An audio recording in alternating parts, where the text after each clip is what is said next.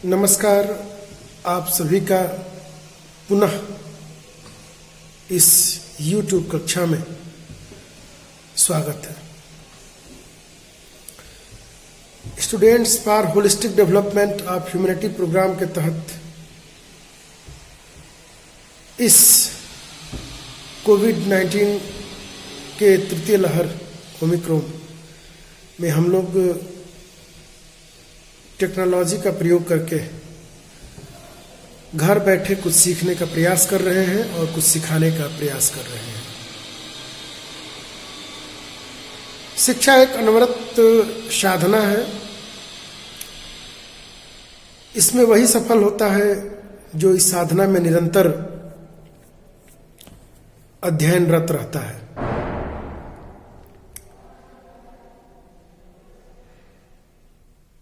उसी क्रम में आज हम लोग बीएड प्रथम वर्ष के पाठ्यक्रम के अंतर्गत कोर्स 5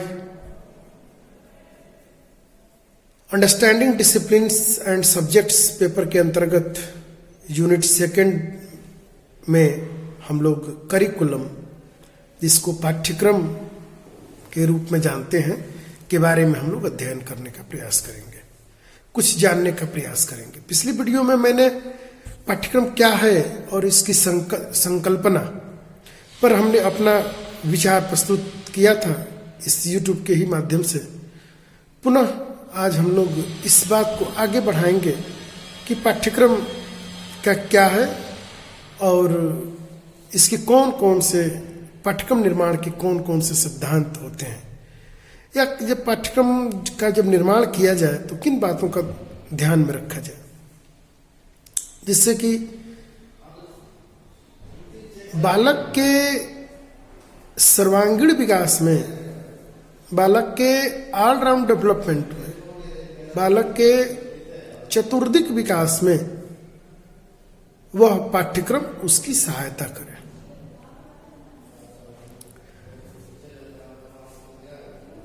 शिक्षा और मानव का अतीत से ही अटूट संबंध रहा है। शिक्षा को जीवन पर्यंत चलने वाली प्रक्रिया माना गया है, क्योंकि इसके द्वारा व्यक्ति के व्यवहार में निरंतर परिवर्तन, निरंतर परिमार्जन और निरंतर एक सातत्य बना रहता है। शिक्षा की प्रक्रिया जब जब बदलती है या जब जब इसका स्वरूप में किसी भी प्रकार का परिवर्तन होता है तो पाठ्यक्रम भी बदल जाता है।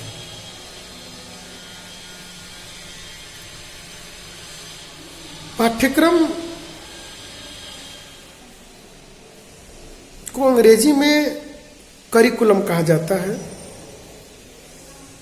करिकुलम शब्द लैटिन भाषा के क्यूरेर शब्द से बना है, जिसका अर्थ होता है रेस कोर्स। रेस कोर्स का अर्थ है टू रन या रनवे, मतलब आगे बढ़ना, दौड़ना, या एक दौड़ का एक मार्ग। जैसे आप लोग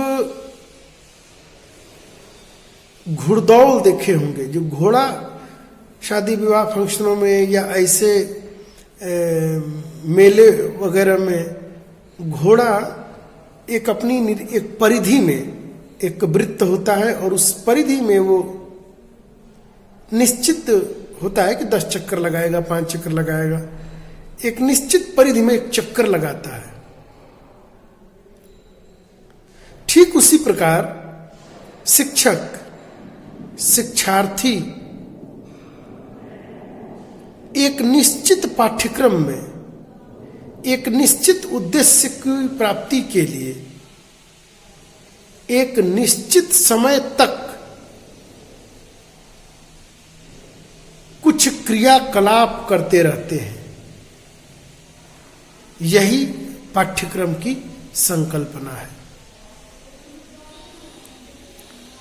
शिक्षक और शिक्षार्थी मिलकर एक निश्चित उद्देश्यों को प्राप्त करने के लिए एक निश्चित करिकुलम में वर्ष भर क्या करते हैं? दौड़ लगाते रहते हैं। पढ़ना, पढ़ाना, सीखना, सिखाना, उसका आकलन करना, उसका मूल्यांकन करना, उसको परीक्षा लेकर पुनः आकलन करना, पुनः मूल्यांकन करना और बालक के व्यवहार में उचित परिवर्तन लाकर अगली कक्षा के लिए आगे बढ़ा देना, अगली कक्षा में प्रमोट कर देना, अगली कक्षा में पहुंचा देना, यह शिक्षा का उद्देश्य हो गया। इसी को हम लोग करिकुलम बोला गया। मैंने कुछ परिभाषाएं बताई थी कि व्यक्ति के व्यवहार में यह परिवर्तन अनेक माध्यमों से होता है, किंतु प्रमुख रूप से इन माध्यमों को दो वर्गों में विभाजित किया गया है। कौन कौन से? एक होता है औपचारिक और एक होता है अनौपचारिक। दो नई बात निकल के आ गई। बालक के व्यवहार में, उसके सिखाने में, उसके व्यवहार के परिमार्जन में सिर्फ विद्यालय की ही भूमिका नहीं है, सिर्फ शिक्षक की ही भूमिका नहीं है। अगर ये भूमिका है तो ये औपचारिक रूप से है, जहां पर एक निश्चित, एक निर्धारित विद्यालय है, एक निर्धारित करिकुलम है, एक निर्धारित शिक्षक है, सब कुछ निर्धारित क्लासरूम है, सब कुछ निर्धारित है। ये हमारा हो गया फॉर्मल। लेकिन बालक के व्यवहार में सिर्फ यही बिंदु परिवर्तन नहीं लाते। बालक के व्यवहार में निरंतर और भी जो माध्यम होते हैं, जो अप्रत्यक्ष रूप से या अपरोक्ष रूप से या प्रत्यक्ष से होते हुए भी अप्रत्यक्ष अपरोक्ष रूप से बालक के व्यवहार में किसी न किसी प्रकार का वह परिवर्तन लाने के लिए बाध्य करता है, वह उसका इनफॉर्मल और अनौपचारिक, जो बालक के व्यवहार में परिवर्तन लाता है, या बालक को सिखाता है, या बालक को सीखने के लिए परिस्थिति का निर्माण करता है। अब तक की सभी बातों में ये महत्वपूर्ण बातें नोट कर लीजिएगा आप लोग। परिस्थिति का निर्माण, माता पिता उसको घर कह सकते हैं, परिवार कह सकते हैं, हमारी सीखने के लिए परिस्थिति का निर्माण करते हैं। जैसे समझिए परिस्थिति का निर्माण कैसे? हमारे पढ़ने के लिए कमरे की व्यवस्था, टेबल मेज की व्यवस्था, किताब कापी कलम पत्र पत्रिका न्यूज़पेपर्स, स्कूल जाने के लिए साधन, स्कूल के लिए निर्धारित फीस, अन्य जो भी हो पाता है, ये सारी बातें ये क्या है? ये विद्यार्थी को सीखने के लिए। आप लोग बीएड कर रहे हैं तो बीएड का मतलब हुआ कि भाई टीचर ट्रेनिंग प्रोग्राम, बच्चा टीचर बनना चाहता है तो टीचर ट्रेनिंग प्रोग्राम के लिए, उसके लिए उस ट्रेनिंग्स के लिए जो भी परिस्थितियों अनुकूल बन सकती हैं, पेरेंट उसको निर्मित करता है और उन परिस्थितियों को उपयोग करके, उन सभी परिस्थितियों को क्या करता है? विद्यार्थी युक्त ढंग से उसका उपयोग करके और अपने व्यवहार में उत्तरोत्तर प्रगति तो करता ही है, अपने व्यवहार में उन कौशलों को सीखता है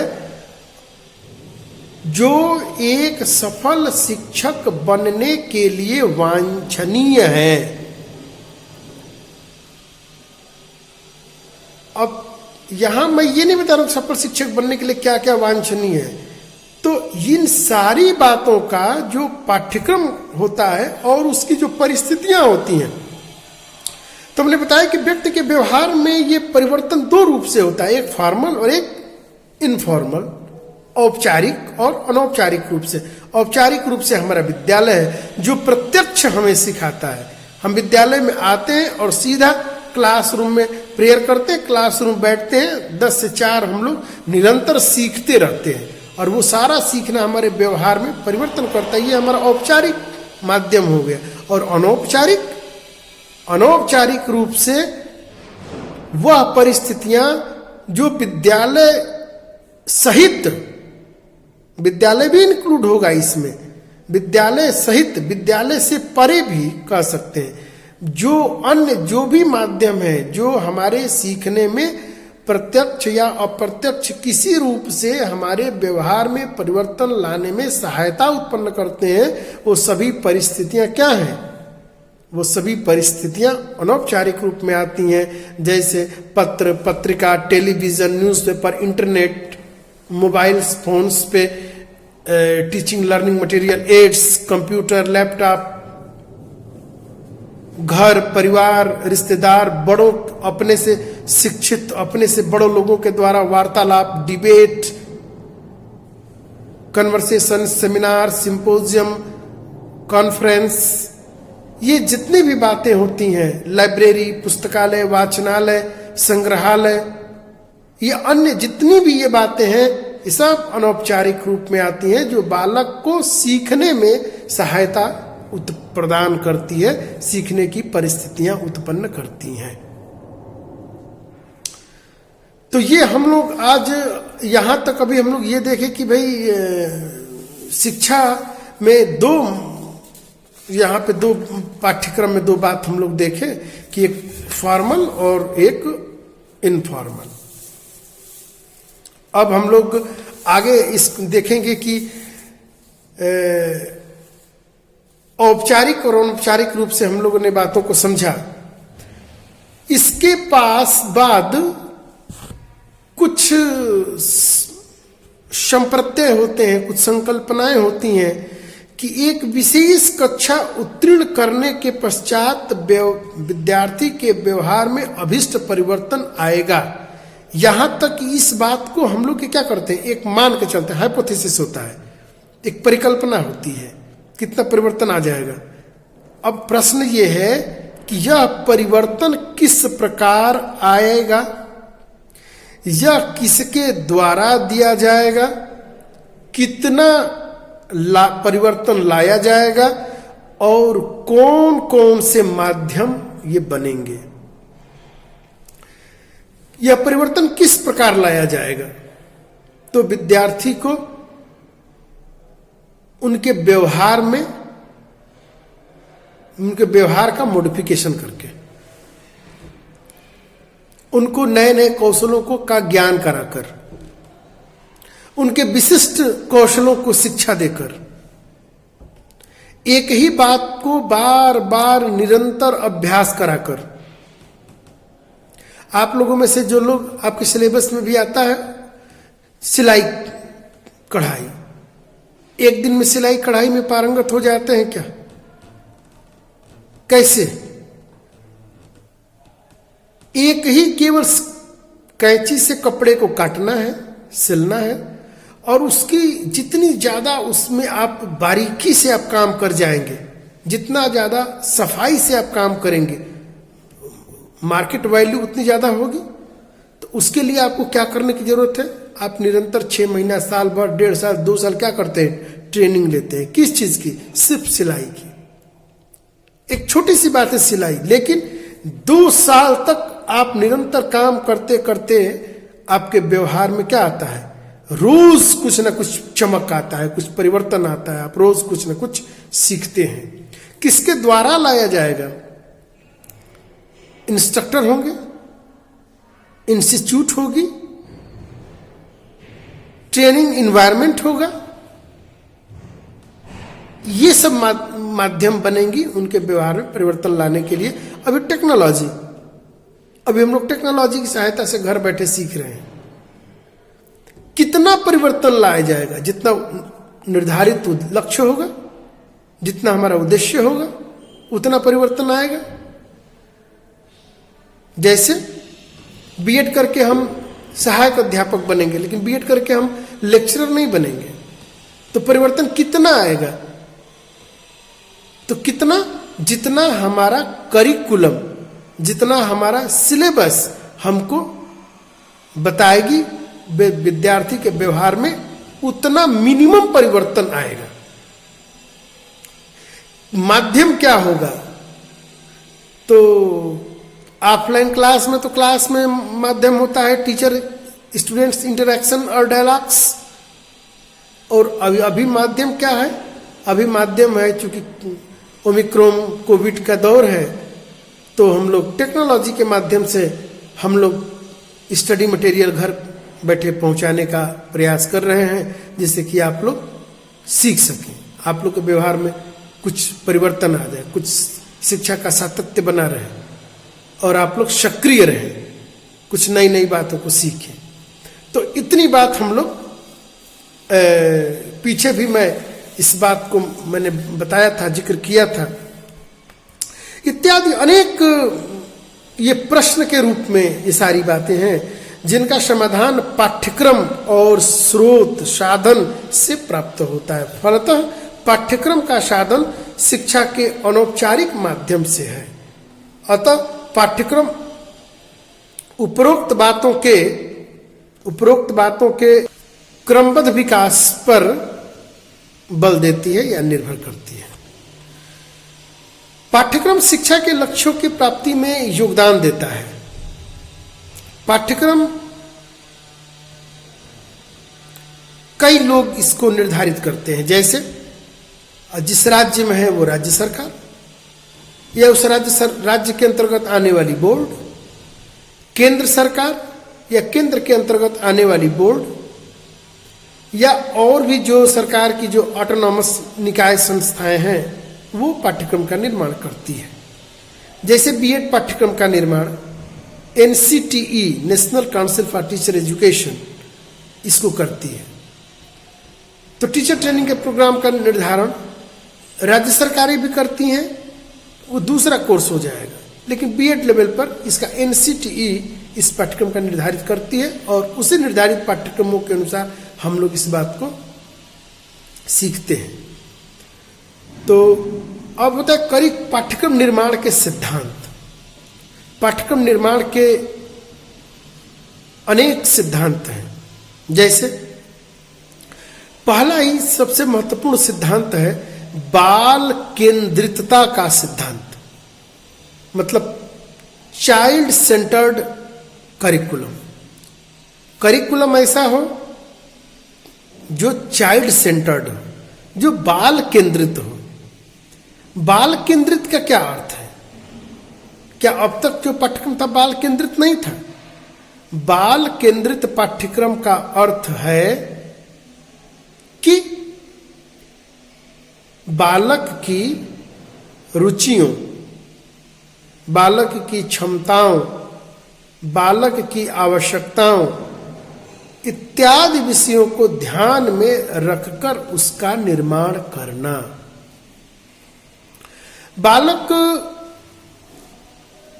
अमुक विषय पढ़ना चाहता है, बालक इंजीनियर बनना चाहता है, बालक बैंक में जाना चाहता है, और जबरदस्ती हम उसको दूसरा चीज पढ़वा रहे हैं या करवा रहे हैं, तो निश्चित रूप से उसका विकास क्या होगा? बाधित होगा। और जब उसका विकास बाधित होगा तो वह उस व्यवसाय में अपना जो संपूर्ण नहीं दे पाएगा।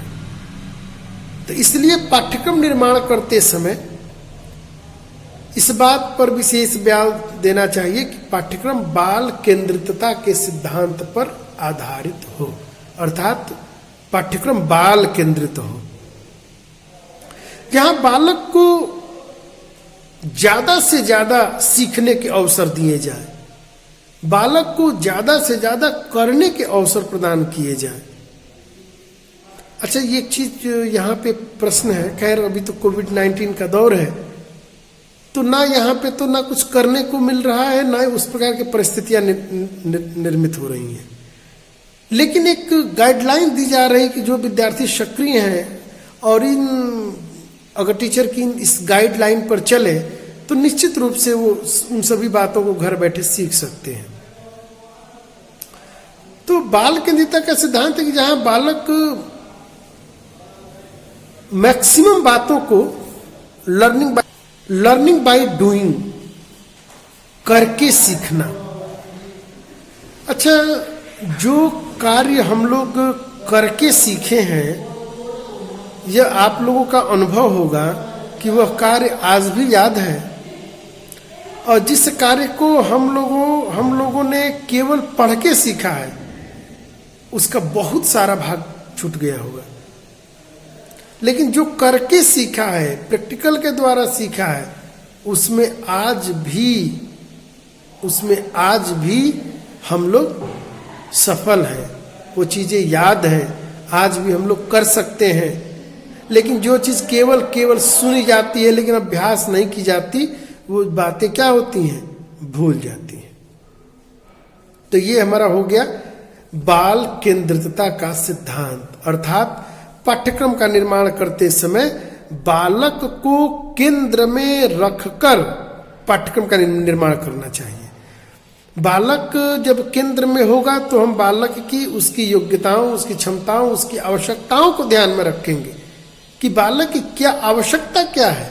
और आज यही कारण है कि हमारी शिक्षा व्यवस्था और हमारा करिकुलम फेल्योर है, क्योंकि हम समय की आवश्यकताओं को ध्यान में नहीं देते, बालक की आवश्यकताओं को ध्यान में नहीं रखते, उसकी योग्यता, उसकी क्षमता को ध्यान में नहीं रखते। हर एक बालक में अलग अलग क्षमता होती है। कुछ बालक गॉड गिफ्टेड, जन्मजात विशिष्ट योग्यताओं को लेकर आते हैं। उनको आपकी सीखने की केवल परिस्थितियों का निर्माण कीजिए, वो बहुत तीव्र गति से अल्प समय में बहुत सी बातों को सीख जाते हैं, और वही विद्यार्थी आगे चलकर बड़े बड़े वैज्ञानिक बनते हैं। वास्तव में उनको तो पढ़ाया नहीं जा सकता है, उनको तो केवल सीखने की परिस्थितियों का निर्माण किया जाता है, और उसमें थोड़ा बहुत टीचर का सहायता, गाइडेंस होता है, और वो तीव्र गति से वो अपनी बुद्धि, सृजनात्मकता और अपनी चिंतन, कल्पना शक्ति के आधार पर वो बड़ी बड़ी बातों को अल्पकाल में सीख नहीं जाता, उसको समाज के लिए इस प्रकार से प्रस्तुत कर देता है कि समाज के लिए उपयोगी बन जाता है। तो इस प्रकार से बाल केंद्रितता का बड़ा महत्वपूर्ण सिद्धांत है, बाल केंद्रितता का सिद्धांत। दूसरा है, यहीं पे एक सिद्धांत है बड़ा महत्वपूर्ण है, फ्लेक्सिबिलिटी, लचीलेपन का सिद्धांत। पाठ्यक्रम ऐसा हो जो फ्लेक्सिबल हो, लचीलापन हो, जहां पर विद्यार्थी अपनी क्षमता के अनुसार विषयों का, अपनी रुचि के अनुसार विषयों का चुनाव कर सके।